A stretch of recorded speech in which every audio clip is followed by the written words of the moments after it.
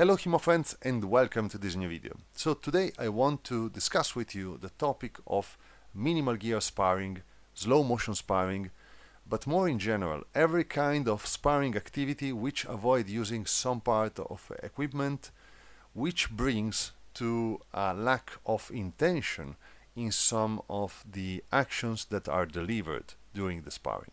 First of all, is this kind of sparring activity useful, and if yes, why and in which way? So the answer to the first question is yes. So this kind of sparring activity, this kind of sparring exercise, let's call it, is definitely useful to increase some kind of specific skills if you lack them or if you want to focus on them more in the specific. So which one are the qualities, the skills that you are targeting with this kind of sparring activity? So the first one, in my understanding now, is that you can try out new combination of actions. So when you are going slow, it's far easier to understand which one owns the initiative and which one not. So for example, if you start a combination of blows, your opponent will, on average, if he's skilled enough, understand that you started a combination and you're not only delivering a single attack. So it is easier to understand if a combination of attacks is coming or a single attack or whatever. At the same time, the problem is that you have to rely more on combination of actions or complex actions in general if you want to score something, simply because you can't deliver properly intentioned single and simple attacks, so single actions like a simple thrust or even a simple fast cut, because your opponent tend to lack the equipment needed to, let's say, defend themselves, to protect themselves from such kind of fast intentioned blows. So this means that if you every now and then mix this kind of sparring activity with your regular sparring, it may help you understanding if the opponent is starting a complex action or a single one, because the body language is different as we are thinking actually from the beginning to land a single action or a complex action. Not every single time, but sometimes yes. The second pros of this sparring activity is basically an extension of the first one. You can, broadly speaking, focus more on initiative and the switch of initiative from one fencer to the other. This, of course, happens because of a pragmatic motivation, as always, which is the lack of protective equipment, which is useful to defend the fencer from counterattacks.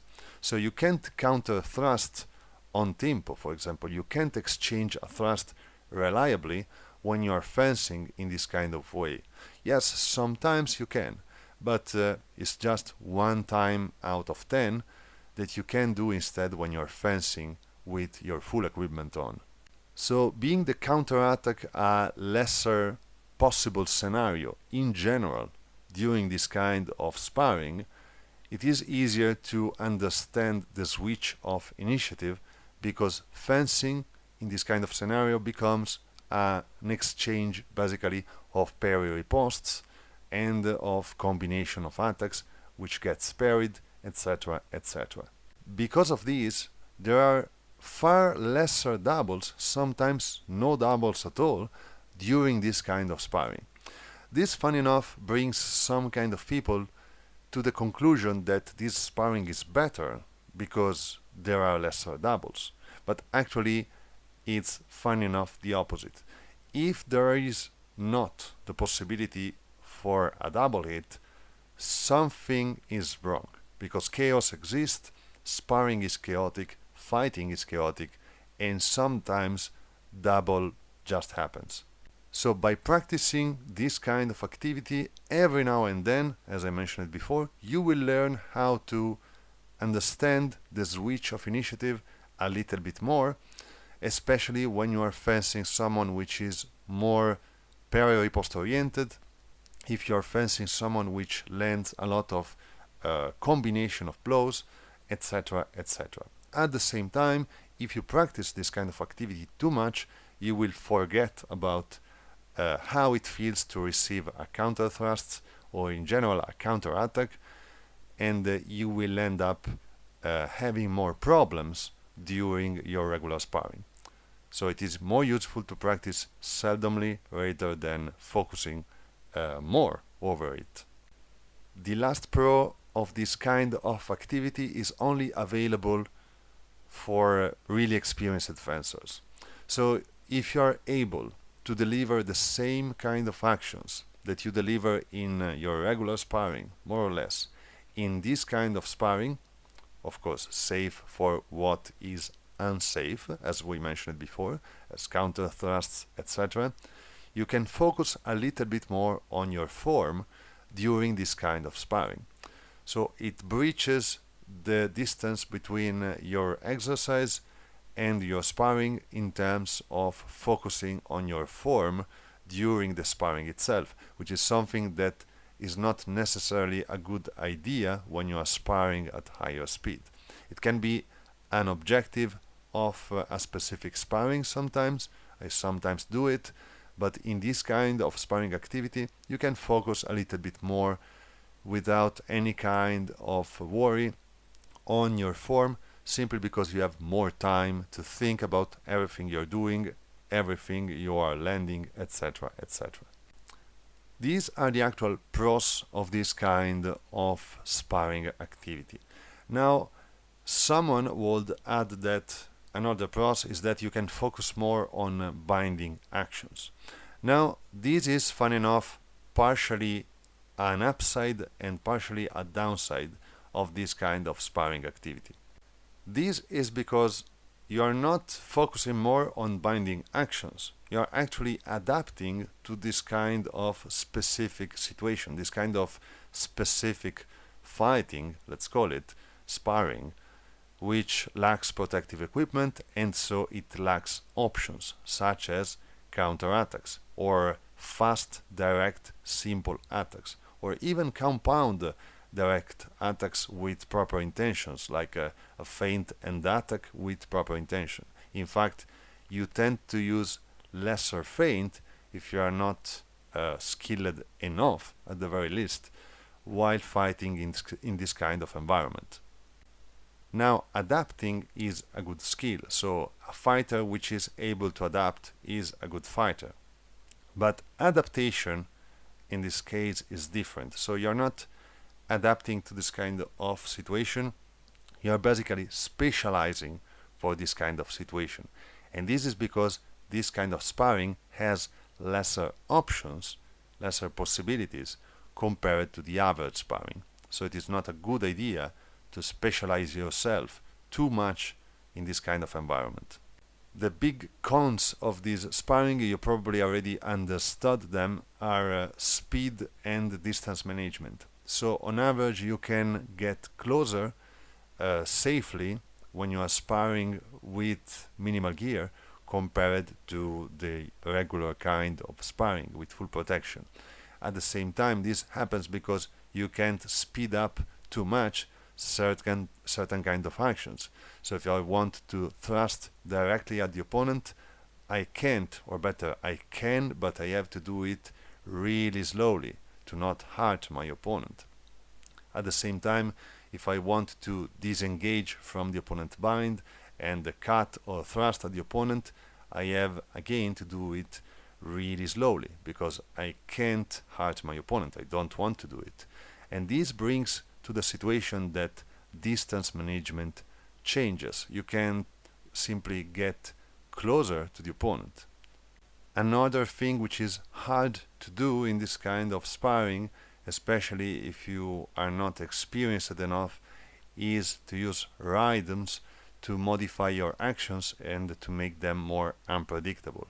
Because on average, people tend to go slower, and sometimes to make things easier, they tend to go slower more or less at the same pace.